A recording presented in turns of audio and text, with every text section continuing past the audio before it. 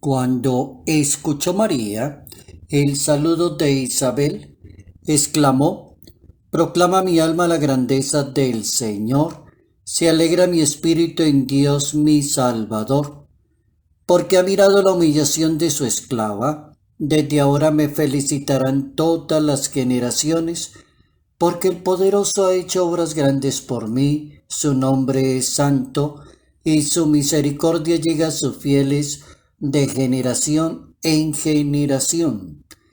Evangelio según San Lucas, capítulo primero, versos 46 al 56. La Santísima Virgen María expresa en su canto la bondad, la grandeza y el poder de Dios, la misericordia de Dios para con los pobres y los humildes de corazón. Notas amables a la palabra de Dios, martes 22 de diciembre, año 2020, séptimo día, novena de aguinaldos, preparación para el nacimiento de Jesús, el Salvador del mundo. El niño Dios.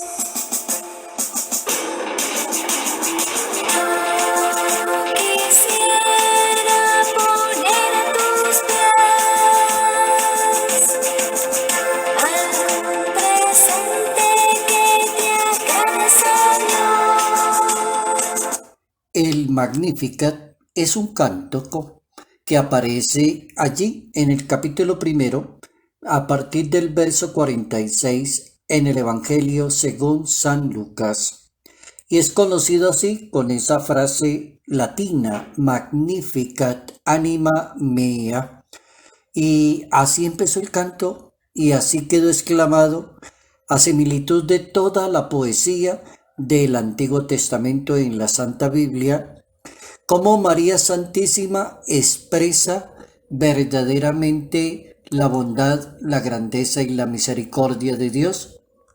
Se llama el Magnificat y se entona en la oración de la tarde, ya para el descanso de la tarde, hacia las 6 de la tarde, ya terminando el día, una oración de alabanza a Dios, basado en la exclamación de la Santísima Virgen María cuando escuchó el saludo de su prima Santa Isabel. Ese cántico teológico revela como la experiencia del rostro de Dios. María nos hace caer en cuenta que no solo Dios es el poderoso, para Él nada es imposible, también lo dice la Biblia. Él también es misericordioso, capaz de ternura y de fidelidad para con todo ser humano. Ese cántico del Magnificat está inspirado allá en el Antiguo Testamento en la espiritualidad de la hija de Sión, según los textos de la Santa Biblia, allí en la profecía del primer libro de Samuel, precisamente, aparece toda la referencia del canto como que sigue fielmente la poesía sorprendente con la oración de Ana en ese texto bíblico de la primera de Samuel, capítulo 2, versos 1 al 10. Tiene como tres partes fundamentales el cántico para poderlo disfrutar cada vez que se entona, proclama mi alma la grandeza del Señor, se alegra mi espíritu en Dios mi Salvador. Y la persona lo va parafraseando y va encontrando como tres momentos importantes. El primer momento comienza la Santísima Virgen proclamando el canto, el cambio que acontece en la propia vida bajo la mirada amorosa de Dios, como que exulto de gozo en Dios mi Salvador. Es como aprender a mirar la vida desde la mirada de Dios. Es como aprender a interpretar desde una persona que ya encontró un contacto directo con Dios.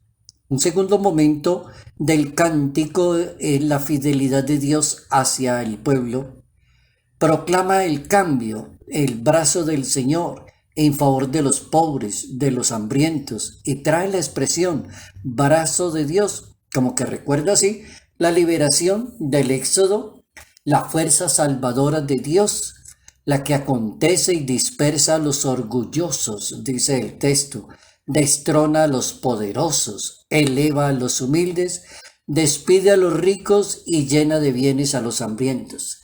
Ese es como el segundo paso de la fidelidad de Dios. El tercer y último paso del cántico, María recuerda que todo es expresión de la misericordia de Dios con su pueblo y expresión de la fidelidad a las promesas hechas a Abraham. ¿Cómo no entender ese cántico de María que nos lleva a descubrir los criterios de la misteriosa acción de Dios?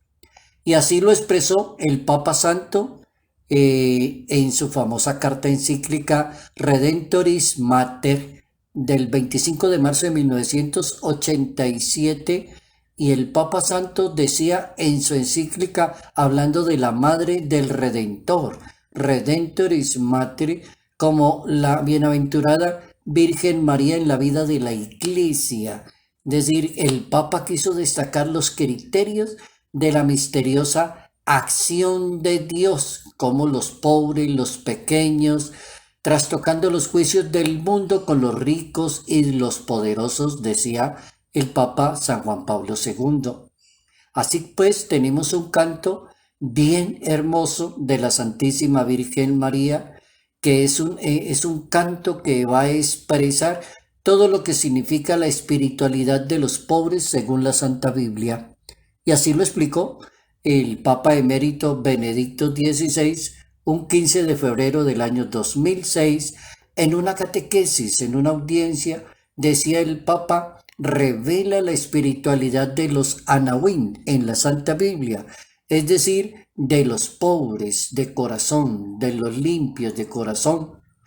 Y el Papa destacaba una frase de San Ambrosio, hablando de ese cántico mariano, el Magnificat, y el santo decía: aunque según la carne solo hay una madre de Cristo, según la fe todas las almas engendran a Cristo, pues cada una acoge en sí al Verbo de Dios, decía San Ambrosio. Qué bueno que aprendemos hoy un cántico, y es el canto de la Santísima Virgen María, que se llama el Magnificat, y es un canto que pretende adentrarnos en la razón de ser de Dios, en la espiritualidad de Dios, en la misericordia de Dios, en la bondad de Dios, en la grandeza de Dios. Aprendemos mucho con este cántico.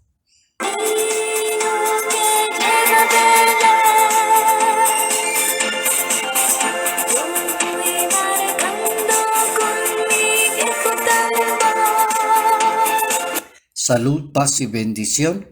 Bendición en el nombre del Padre, bendición en el nombre del Hijo, bendición en el nombre del Espíritu Santo. Padre Jairo Yate Ramírez, Arquidiócesis de Ibagué,